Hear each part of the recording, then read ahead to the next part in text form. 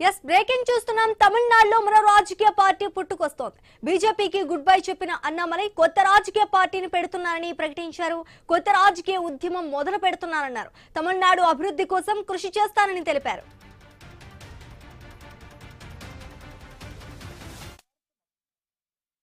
யாருக்கும் நாம் போட்டி கிடையாது. மக்கள் முன்னாடி தரம் பார்த்து மக்கள் நம்மை தேர்ந்தெடுப்பார்கள் என்கின்ற நம்பிக்கையோடு மக்கள் முன்னாடி நம்ம நிற்கிறோம்.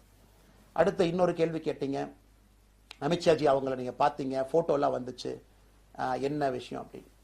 அமித்ஷாஜிட்டையும் அமித்ஷா அவர்கள்ட்டையும் ரொம்ப பொறுமையா போய் நான் சொன்னேன், இந்த மாதிரி எக்ஸ்பிளைன் பண்ண நான் போகணும். அதே நேரத்தில் நான் யாரிடமும் சண்டை போட்டு விட்டு தமிழகத்தில் உட்கார்ந்து I am resigning from party நான் அனுப்புற ஆள் நான் கிடையாது. எனக்கு அது பழக்கமும் கிடையாது. வந்து நேரம் உங்க கண்ணை பார்த்து சொல்லிட்டு சில தவறுகள் இருந்தாலும் அதையும் சொல்லிவிட்டு போகக்கூடியதான் என் பண்பு. அதை நாகரீகமாக செய்ய முடியும் என்று நினைக்கின்றேன் என்று சொல்லிவிட்டு தான் வெளியே வந்தேன். அப்படித்தான் ஒரு தலைவர். బీజేపీకి రాజీనామా చేయడానికి గల కారణాలను అన్నామలై వెల్లడించారు. పార్టీకి తాను భారంగా ఉండాలనుకోవటం లేదన్నారు.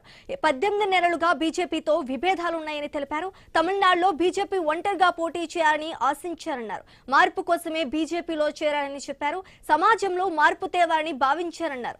రాజకీయాల్లో వచ్చే ముందు రజనీకాంత్ సలహాలు తీసుకున్నారని కూడా వెల్లడించారు.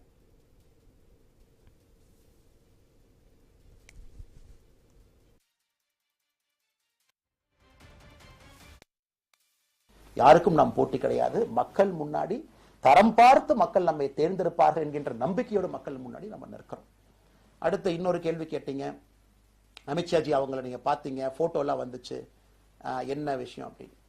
அமித்ஷாஜிட்டையும் அமித்ஷா அவர்கள்ட்டையும் ரொம்ப பொறுமையா போய் நான் சொன்னேன், இந்த மாதிரி எக்ஸ்பிளைன் பண்ண நான் போகணும். அதே நேரத்தில் நான் யாரிடமும் சண்டை போட்டு விட்டு தமிழகத்தில் உட்கார்ந்து I am resigning from party நான் அனுப்புற ஆள் நான் கிடையாது. எனக்கு அது பழக்கமும் கிடையாது. வந்து நேரம் உங்க கண்ணை பார்த்து சொல்லிட்டு சில தவறுகள் இருந்தாலும் அதையும் சொல்லிவிட்டு போகக்கூடியதான் என் பண்பு. அதை நாகரீகமாக செய்ய முடியும் என்று நினைக்கின்றேன் என்று சொல்லிவிட்டு தான் வெளியே வந்தேன். அப்படித்தான் ஒரு தலைவர்ட்டையும் பண்ணேன். அதை நாம் எப்பொழுதுமே பண்ணுவோம். நாகரிகமான அரசியலை முன்னெடுப்போம். சமூக வலைதளத்தில் ஆபாசம் வேண்டாம். சமூக வலைதளத்தில் நல்லதை பேசுவோம். எல்லோரும் அவங்கவுங்க இடத்துல தமிழ்நாட்டு மக்களுக்கு நல்லது பண்ணட்டும். பொறுமை பொறுமை பொறுமை. கடைசியா இந்த வார்த்தையை திரும்ப நான் பயன்படுத்துறேன். తమిళనాడులో మరో రాజకీయ పార్టీ పుట్టుకొస్తోంది. బీజేపీకి గుడ్ బై చెప్పిన అన్నామలై కొత్త రాజకీయ పార్టీని పెడుతున్నారని ప్రకటించారు. కొత్త రాజకీయ ఉద్యమం మొదలు పెడుతున్నారన్నారు. తమిళనాడు అభివృద్ధి కోసం కృషి చేస్తామని తెలిపారు. ఇక ఇదే టాపిక్ పై డిస్కస్ చేయడానికి మనతో పాటు సీనియర్ జర్నలిస్ట్ సూర్యప్రకాష్ రావు గారు మనతో పాటు జూమ్ లైవ్ లో అందుబాటులో ఉన్నారు. నమస్తే సార్. హలో, నమస్తే సార్. నమస్తే అండి సార్, తమిళనాడులో మరో రాజకీయ పార్టీ పుట్టుకొస్తుందని చెప్పాలి. అన్నామలై అయితే కొత్త పార్టీని ప్రకటించబోతున్నట్టు కూడా తెలుస్తోంది. దీన్ని ఎలా చూడాలంటారు? తమిళనాడులో రాజకీయ పార్టీ పుట్టుకురావడం అనేది విచిత్రం ఏమి కాదండి. ఇప్పుడు చాలా కాలంగా అలవాటు పడిన ద్రవిడ రాజకీయ పార్టీలకి భిన్నంగా విజయ్ పార్టీ పుట్టుకొచ్చింది. ద్రవిడ రాజకీయాలకి విసుగు వేరసారిన కొత్త తరం జనరేషన్ ని ఆకట్టుకుని విజయ్ అధికారంలోకి వచ్చాడు.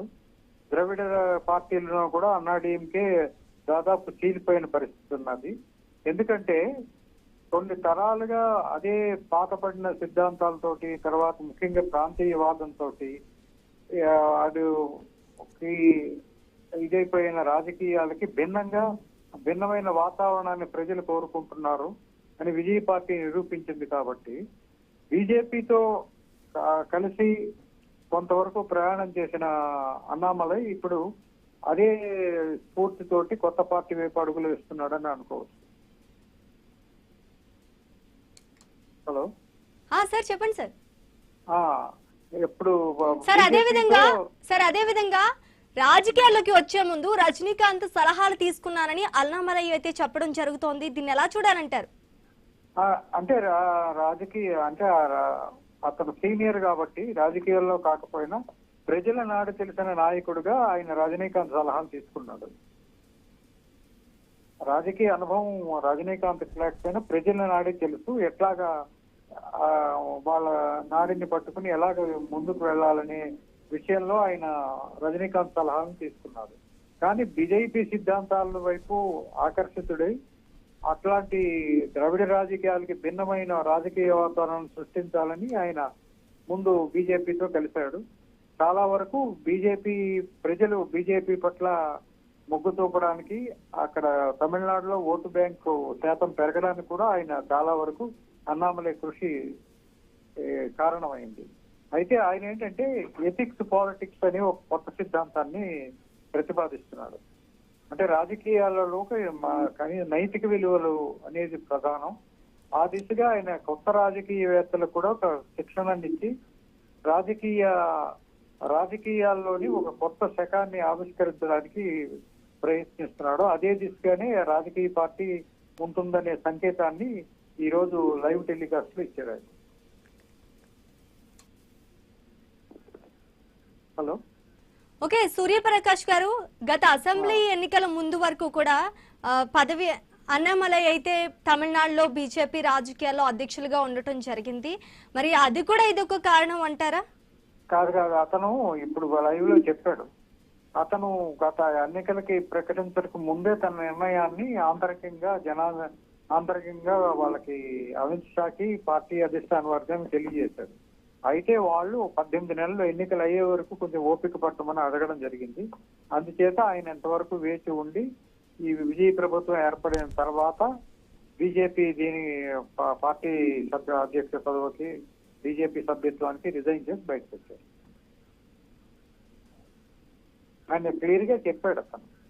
అతను ఏం చెప్పాడంటే వ్యక్తిగతమైన వ్యక్తి ఆరాధన, వ్యక్తిగతమైన పూజలుకి రాజకీయ పార్టీలు దాగుండకూడదు. వ్యక్తుల కంటే వ్యవస్థలు, సిద్ధాంతాలు అవే ముఖ్యం. ఆ దిశగా కొత్త రాజకీయ వాతావరణాన్ని, కొత్త రాజకీయాలని ఆవిష్కరించాలని నేను రాజకీయాల్లోకి వచ్చాను అని కర్ణాటక ఐపీఎస్ క్యాడర్ లో నుంచి రాజకీయాల్లోకి వచ్చిన అన్నామలై స్పష్టం చేయడం జరిగింది. Right, thank you sir.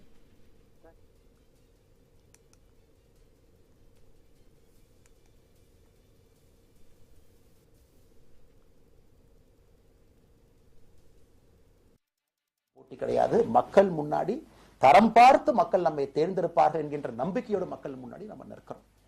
அடுத்து இன்னொரு கேள்வி கேட்டீங்க. அமித்ஷாஜி அவங்களை நீங்க பாத்தீங்க, போட்டோ எல்லாம் வந்துச்சு, என்ன விஷயம் அப்படின்னு. அமித்ஷாஜிட்டையும் அமித்ஷா அவர்கள்ட்டையும் ரொம்ப பொறுமையா போய் நான் சொன்னேன், இந்த மாதிரி எக்ஸ்பிளைன் பண்ண நான் போகணும். அதே நேரத்தில் நான் யாரிடமும் சண்டை போட்டு விட்டு தமிழகத்தில் உட்கார்ந்து I am resigning from party நான் அனுப்புற ஆள் நான் கிடையாது. எனக்கு அது பழக்கமும் கிடையாது. நேரம் உங்க கண்ணை பார்த்து சொல்லிட்டு சில தவறுகள் இருந்தாலும் அதையும் சொல்லிவிட்டு போகக்கூடியதான் என் பண்பு. அதை நாகரீகமாக செய்ய முடியும் என்று நினைக்கின்றேன் என்று சொல்லிவிட்டு தான் வெளியே வந்தேன். அப்படித்தான் ஒரு தலைவர்கிட்டையும் பண்ணேன். அதை நாம் எப்பொழுதுமே பண்ணுவோம். நாகரிகமான அரசியலை முன்னெடுப்போம். சமூக வலைதளத்தில் ஆபாசம் வேண்டாம். சமூக வலைதளத்தில் நல்லதை பேசுவோம். எல்லோரும் அவங்கவுங்க இடத்துல தமிழ்நாட்டு மக்களுக்கு நல்லது பண்ணட்டும். பொறுமை பொறுமை பொறுமை. கடைசியா இந்த வார்த்தையை திரும்ப நான் பயன்படுத்துறேன். நாங்கள் எல்லாம் சேர்ந்து ஆரம்பித்த அமைப்பு. நான் பேசி முடிச்சோன்னா அந்த லிங்க் உங்களுக்கு லைவா வந்துடும். wetheLeader.org நீங்க உங்களைய வாலண்டியரா இன்னைக்கு பொலிட்டிக்கல் ஒரு மூவ்மெண்ட்ல உங்களை நீங்க நினைச்சுக்கணும். நாம எல்லோரும் ஒன்று சேர்ந்து பேசுவோம். அதனாலதான் இன்னைக்கு கோயம்புத்தூர்ல இன்னொரு அறிவிப்பும் கூட கொடுக்கணும். எல்லாத்தையும் டைரக்டா எப்படி நம்ம பாலிடிக்ஸ்குள்ள கொண்டு வர போறோம். APJ Abdul Kalam centre for ethics, Abdul Kalam ஐயாவுடைய பேர்ல கோயம்புத்தூர்ல வீத லீடர்ஸ்க்கு கீழே நாம பாலிடிக்ஸ்ல எத்திக்ஸ்க்காக ஒரு சென்டர் ஆரம்பித்து வருகின்றவங்க எல்லாமே இதுக்குள்ள ட்ரெயின் ஆகி தான் வெளியே வருவாங்க. உள்ளாட்சி தேர்தலில் நிக்கிறாங்க, they will get trained, come and stand in local body election. MLA election நிக்கிறாங்க, they will get trained, they will come and stand in election. அவங்க எங்க நின்னாலும் கூட ஒரு ப்ராசஸ்ல நாம அவங்கள ட்ரெயின் பண்ணி, அவங்கள ஷேப் பண்ணி, ஒரு கம்யூனிட்டியினுடைய நீட்ஸ் அண்டர்ஸ்டாண்ட் பண்ணி அரசியல் செய்யக்கூடிய மனிதர்களாக நாம அவங்கள கொண்டு வர போறோம். நாங்கள் எல்லாம் சேர்ந்து ஆரம்பித்த அமைப்பு. நான் பேசி முடிச்சோன்னா அந்த லிங்க் உங்களுக்கு லைவா வந்துடும். wetheLeader.org நீங்க உங்களைய வாலண்டியரா இன்னைக்கு பொலிட்டிக்கல் ஒரு மூவ்மெண்ட்ல உங்களை நீங்க நினைச்சுக்கணும். நாம எல்லோரும் ஒன்று சேர்ந்து பேசுவோம். அதனாலதான் இன்னைக்கு கோயம்புத்தூர்ல இன்னொரு அறிவிப்பும் கூட கொடுக்கணும். எல்லாத்தையும் டைரக்டா எப்படி நம்ம பாலிடிக்ஸ்குள்ள கொண்டு வர போறோம். APJ Abdul Kalam centre for ethics and politics. APJ Abdul Kalam ஐயாவுடைய பேர்ல கோயம்புத்தூர்ல வீத லீடர்ஸ்க்கு கீழே நாம பாலிடிக்ஸ்ல எத்திக்ஸ்க்காக ஒரு சென்டர் ஆரம்பித்து வருகின்றவங்க எல்லாமே இதுக்குள்ள ட்ரெயின் ஆகி தான் வெளியே வருவாங்க. உள்ளாட்சி தேர்தலில் நிக்கிறாங்க, they will get trained, come and stand in local body election. MLA election நிக்கிறாங்க, they will get trained, they will come and stand in election. அவங்க எங்க நின்னாலும் கூட ஒரு ப்ராசஸ்ல நாம அவங்கள ட்ரெயின் பண்ணி, அவங்கள ஷேப் பண்ணி, ஒரு கம்யூனிட்டியினுடைய நீட்ஸ் அண்டர்ஸ்டாண்ட் பண்ணி அரசியல் செய்யக்கூடிய மனிதர்களாக நாம் அவங்களை கொண்டு வர போறோம். நாங்கள் எல்லாம் சேர்ந்து ஆரம்பித்த அமைப்பு. நான் பேசி முடிச்சோன்னா அந்த லிங்க் உங்களுக்கு லைவா வந்துடும். wetheLeader.org நீங்க உங்களை வாலண்டியரா இன்னைக்கு பொலிட்டிக்கல் ஒரு மூவ்மெண்ட்ல உங்களை நீங்க நினைச்சுக்கணும். நாம எல்லோரும் ஒன்று சேர்ந்து பேசுவோம். அதனாலதான் இன்னைக்கு கோயம்புத்தூர்ல இன்னொரு அறிவிப்பும் கூட கொடுக்கணும். எல்லாத்தையும் டைரக்டா எப்படி நம்ம பாலிடிக்ஸ்குள்ள கொண்டு வர போறோம். APJ Abdul Kalam centre for